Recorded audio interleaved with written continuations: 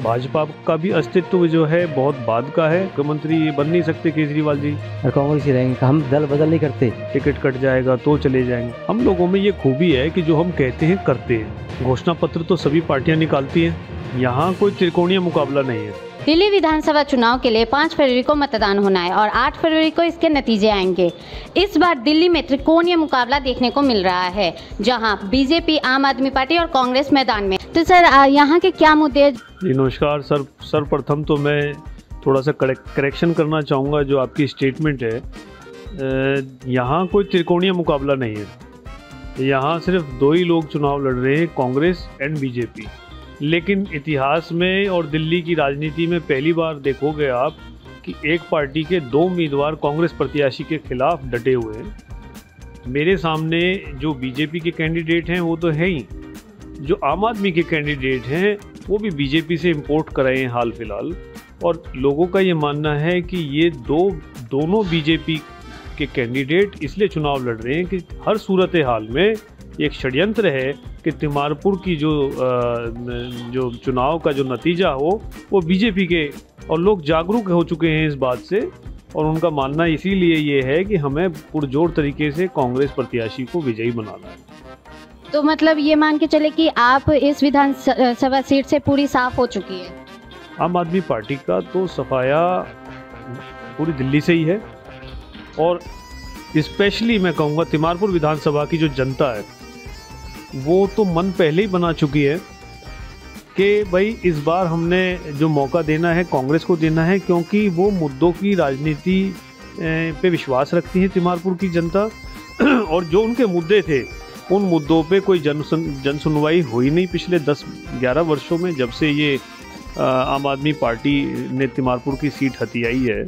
और लोगों की कोई सुनवाई नहीं है, लोग दर दर की ठोकरें खाते हैं, विधायक के पास जाते हैं कोई रिस्पांस नहीं मिलता है। निगम पार्षद भी आम आदमी पार्टी के हैं, विधायक भी आम आदमी पार्षद। और आपकी जानकारी थोड़ी साझा कर दूं कि यहाँ के जो विधायक थे मौजूदा, उनका टिकट काट के जो उनके सामने बीजेपी से चुनाव लड़े थे उनको आम आदमी पार्टी ने अपना प्रत्याशी बनाया। इसी वजह से मैं कह रहा हूँ कि 2 प्रत्याशी बीजेपी के और 1 प्रत्याशी कांग्रेस का, इसलिए 2 कोणीय मुकाबला है, ना कि त्रिकोणीय। जी, और जो घोषणा पत्र जारी किया गया है तो युवाओं को लेकर हम कुछ करेंगे, तो उसका क्या? देखिए, ये घोषणा पत्र तो सभी पार्टियां निकालती हैं, और आम आदमी पार्टी ने भी हर चुनाव में, पीछे 3 चुनाव लड़े हैं इन्होंने, उसमें घोषणा पत्र निकाले। और अभी पंजाब में भी इन्होंने घोषणा पत्र निकाला आम आदमी पार्टी ने, और उसमें जब ये सत्ता में काबिज हो गए उसमें से एक भी चीज़ इन्होंने अपनी पूरी वायदा पूरा नहीं किया। लेकिन कांग्रेस के अंदर ये खूबी है, कांग्रेस के नेताओं के अंदर माननीय श्री राहुल गांधी जी, सोनिया गांधी जी, प्रियंका गांधी वाड्रा जी, हमारे दिल्ली प्रदेश अध्यक्ष भाई देवेंद्र यादव जी, हम लोगों में ये खूबी है कि जो हम कहते हैं करते हैं। अब पंजाब में आपको उदाहरण मैंने दिया, आम आदमी पार्टी ने जो वादा किया था पूरा नहीं किया, लेकिन कांग्रेस ने जो कर्नाटक में वादा किया था सहायता राशि वाला, वो पूरा किया है। आर्थिक मदद दे रही है कांग्रेस पार्टी। झारखंड में सरकार बनते ही उन्होंने जो, हालांकि हमारी गठबंधन की सरकार है, तो हम लोग कर रहे हैं जो हम कर सकते हैं। और जो अब युवाओं के लिए, महिलाओं के लिए, बुजुर्गों के लिए, और हम जो कई गारंटी लेकर आए हैं, इसको एक एक चीज़ को हमारा मानना है कि जल्द से जल्द चुनाव जीतते ही हम पूरा करेंगे। तो सर, ये बस चुनाव तक तो नहीं है कि अगर जीत के बाद फिर ये भूल जाए? नहीं मैडम, नहीं। मेरे आपकी जानकारी में होगा कि कांग्रेस पार्टी ही इतिहास में सबसे लंबे समय तक राजनीतिक दल के रूप में जानी जाती है। भाजपा का भी अस्तित्व जो है बहुत बाद का है। और बात क्या करूं आम आदमी पार्टी की, ये तो जो है, ये समझ लीजिए कई पीढ़ियों बाद कांग्रेस के इसका जन्म हुआ है।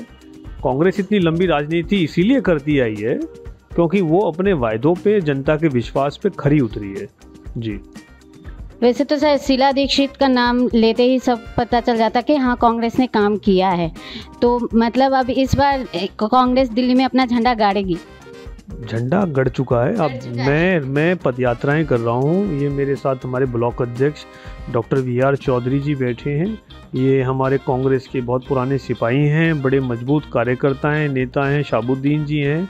हम लोग सर्व समाज को लेके चलते हैं और इसी विश्वास के साथ मैदान में उतरे हुए हैं। और जैसे हम घूम रहे हैं, देख रहे हैं, ये ऐसा तो है नहीं कि अभी हाल फिलहाल ही हमने शुरू किया है। कांग्रेस का कार्यकर्ता, कांग्रेस का नेता वो कर्मठ होता है और हमेशा जो है जनता से, ज़मीन से जुड़ा रहता है।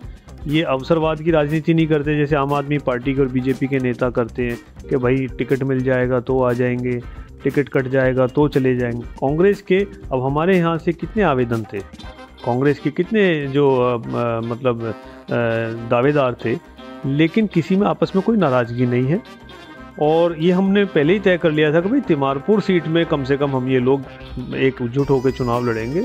और उसी का नतीजा है कि जनता में भी ये एक संदेश है कि ये लोग संगठित हैं, और जो संगठित होता है वही तो जो है क्षेत्र को संगठित रख सकता है। तो पूर्ण रूप से विश्वास है, आश्वस्त हैं, आने वाली 8 फरवरी को ये सीट सबसे पहले कांग्रेस के खाते में दर्ज होगी। सर, आपका क्या कहना है इस मुद्दे को लेकर? चुनाव में कांग्रेस जीत हासिल कर रही है, सर ने तो दावा किया है। मैडम, मैं काफ़ी पिछले 5-6 साल से ब्लॉक अध्यक्ष हुआ। मैं यहाँ पर जो कांग्रेसी निगम पार्षद थी वो छोड़ कर बीच में भाग गई थी, और भी कई नेता भाग गए थे यहाँ से। हम कांग्रेसी हैं, लोकेंद्र भाई बच्चा हमारा, ये भी और हम पिछले 60 साल से कांग्रेसी हैं और कांग्रेसी रहेंगे। हम दल बदल नहीं करते। यहाँ पर जो चल रहा है तिमारपुर में, अब इस टाइम एक लोकेंद्र यंग को एडवोकेट है, उनको टिकट दिया गया है। हम सब संगठन एक मजबूत होकर एक साथ काम कर रहे हैं, दिन रात काम कर रहे हैं। ये सीट 100% निकलेगी, ये हमारा वादा है। क्योंकि हम यहाँ पिछले 10, 15, 20, मुझे 30 साल से प्रैक्टिस कर रहा हूँ। मुझे पता है हर इंसान कहाँ रहता है, कांग्रेसी कौन है, क्या है, सबका पता है मेरे को। सब मेरे साथ रहते हैं, सब मिलजुल के बात करते हैं। हम रोज़ सुबह शाम तक एज ए डॉक्टर मैं यहाँ प्रैक्टिस करूँ इतने सालों से, सारा मेरे सामने ये एरिया बसा है। ये सारा कांग्रेसी है टोटल यहाँ पर। ये तो बीच में आए झाड़ू वाले, इन्होंने बहका दिया, झूठे वादे किए, ये किया वो किया कि ये देंगे, आज तक कुछ नहीं दिया। आप देख लो, हमने मेरी आँखों का, हमने ये कूड़ादान बन गया पूरा एरिया। कभी कूड़े नहीं हुआ करते, सफाई हुआ करती थी। पिछले 15 साल यहाँ निगम पार्षद सुरेंद्र चौधरी रही, उनके टाइम में देखो सड़कें, नाली सब कुछ ठीक थी। जब से झाड़ू आया है, जब से इस एरिया का बिल्कुल ऐसा हो गया, कबाड़ बना दिया, बिल्कुल कूड़ा घर बना रखा है। आप अपने उससे खुद देखो, कैमरे लगा के देखो तो जहाँ भी कैमरा दौड़ा वो कूड़ा मिलेगा आपको। और हम इस चीज़ को उठा के थक गए। अब हमें मौका मिला कांग्रेस से, हमें यंग यूथ मिला है, हम उसके साथ हैं। और हमारा ये वादा है, हम रात दिन एक काम कर रहे हैं, एक काम करेंगे सब मिलजुल के, और इस सीट को कांग्रेस की झोली में डालेंगे और विजय दिलाएंगे। ये हमारा वादा है। Thank you sir. जैसे घोषणा पत्र में महिलाओं को लेकर भी आपने सिलेंडर में 500 रुपये तक बताया, तो उसके बारे में क्या कहना? उसके बारे में आपको मुझसे ज़्यादा बाखूबी पता होगा, आप पत्रकार हैं। और जब कांग्रेस के समय सिलेंडर का रेट 400 रुपये हुआ करता था, 500 रुपये हुआ करता था, तो ये लोग हाहाकार मचा देते थे। आज सिलेंडर का रेट 1100 रुपये से भी ऊपर है, और अब इन लोगों के कानों में जूं नहीं रेंगती है। लेकिन कांग्रेस को वही अच्छे दिन वापस लाने की जो एक मन में एक तमन्ना है, और ऐसे ही जो हम एक जीवन की लाइफ इंश्योरेंस वाली जो एक पॉलिसी हम ला रहे हैं 25 लाख रुपए की, और एक हम ला रहे हैं युवाओं को 1 साल तक 8,500 रुपये की, महिलाओं को 2500 रुपये की हम मदद का जो, और बहुत सी चीज़ें ऐसी हैं जो हमारे नेताओं के, हमारे शीर्ष नेतृत्व के मन में है, जो सिर्फ कहने मात्र नहीं है, वो करके भी दिखाएंगे। और आप समझिए कि यहाँ सांस लेना दूभर है दिल्ली में आज। और इसी तरह अगर हालात रहे और इन लोगों को दोबारा मौका दे दिया तो कुछ नहीं होना, क्योंकि मुख्यमंत्री ये बन नहीं सकते Kejriwal ji. I am a lawyer, I know the law and you must also know it. ये मैं आपके माध्यम से बोलना चाहता हूँ, किसी सूरत हाल में मुख्यमंत्री बनने नहीं जा रहे हैं। इनके नेताओं, इनके 33 टिकट इन्होंने अपने सिटिंग विधायकों को 33 काटे हैं डॉक्टर साहब, 33 लगभग 33 विधायकों के इन्होंने टिकट बदले हैं। क्यों बदले हैं? नॉन परफॉर्मेंस की वजह से बदले। तो इसमें अपने आप में एक किस्म से सत्यापन इन्होंने किया है कि हाँ, हम निकम्मे हैं, और हमारा जो सिस्टम है, हमारा कैबिनेट है, बिल्कुल फेलियर रहा है। और इसलिए ये अब ज़्यादा मुंह उठा के जो बात नहीं कर सकते, क्योंकि जनता इनकी गर्दन नीचे कर देती है। तो सर, जैसे कांग्रेस सत्ता में आती है तो सीएम का चेहरा कौन होगा? ये तो शीर्ष नेतृत्व ही चयन करेगा।